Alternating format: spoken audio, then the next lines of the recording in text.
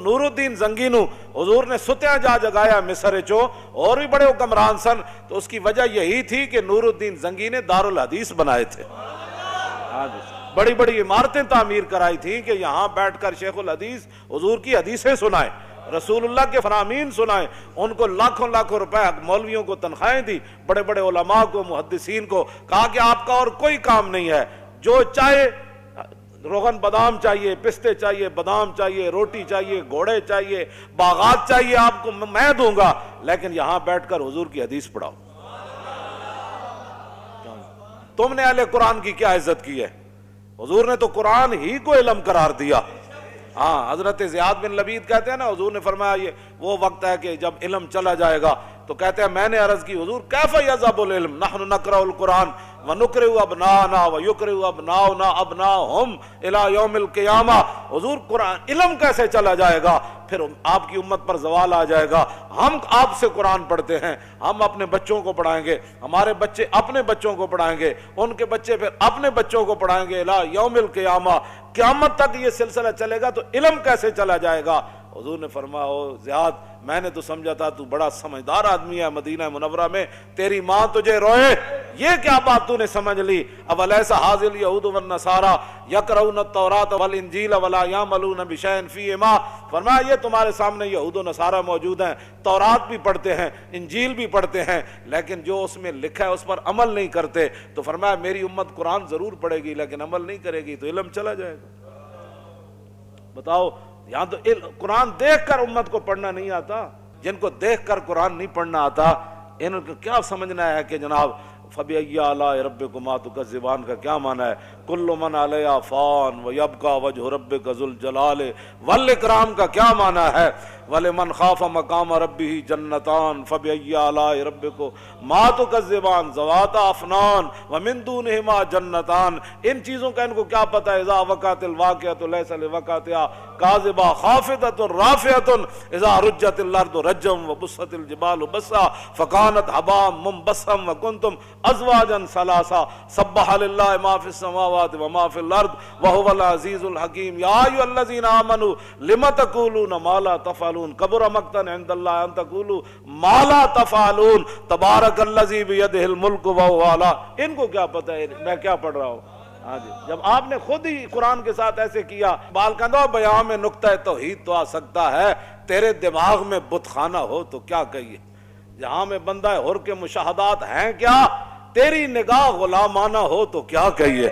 اقبال کہندا تینوں پتہ ہی نہیں محمد عربی دے غلاماں دا جناب، ہاں جی، انہاں دی ویکھن دا انداز کیویں تے انہاں دے چلن دا انداز کیویں، انہاں دے رہن دا انداز کیویں، انہاں دے کافراں نال گل کرن دا انداز کیویں، انہاں دا کھان دا انداز کیویں۔ کیوں جی؟ حذیفہ بن یمان اور رومیاں دے دسترخوان تے بیٹھے، ہزاراں نعمتاں پئیاں، روٹی کھاندیاں لقمہ نیچے گر گیا تے آپ جدوں چکن لگے تے نال والےاں نے کیا حضور اے کل نہ کرو، کہ ایک ہی کہن گے کہ نہ روٹی کدی نہیں ویکھی، یہ تھلو لقمے چاہ کے کھاندے، اسی دینا واسطے ہر قسم دے کھانے تیار کیتے، تے آپ نے فرمایا آترو کو سنت رسول اللہ لحاظ علوما کا، فرمایا آپ چلیا میں انہاں واسطے اپنے نبی دی سنت چھڑ دیوا۔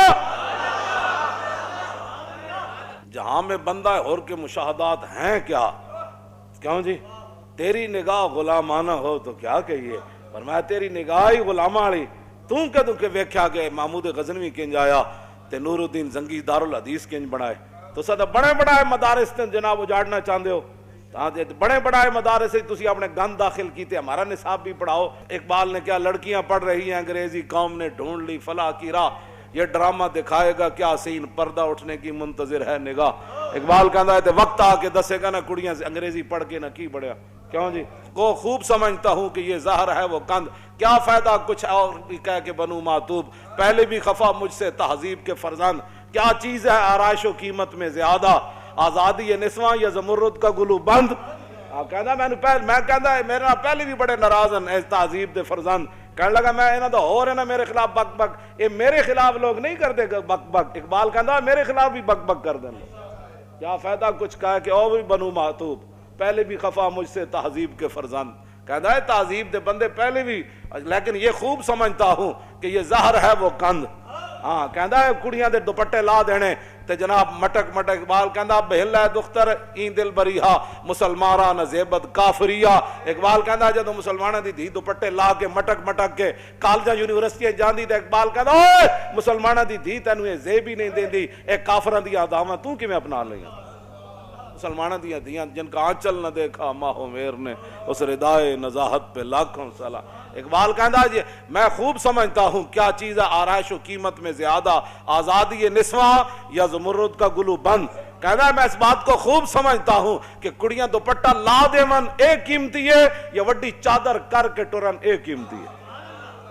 سارا کچھ تو تسی تباہ کر چھڑیا ہے، تو کی چھڑیا تسی جناب، کی پڑھایا تسی تے جناب 12-14 کلاساں پڑھا کے منڈے نو جناب تسی تے نماز بھی نہ سکھا سکے، تسی تے جناب وہ جنازے دیاں دعاواں بھی نہ سکھا سکے، تسی تے منڈے نو جناب طہارت دے مسائل بھی نہ دس سکے، تسی تے بھی نہ دس سکے کہ وضو دے فرض کتنے ہیں، تیمم کس کو کہتے ہیں. جذبہ قرآن زیغمی روبائی است، فقر قرآن اصل شہنشاہی است. اقبال کہندا قرآن تو بغیر شیری دا دعویٰ کرنا اے تے لومڑی دی گل ہے.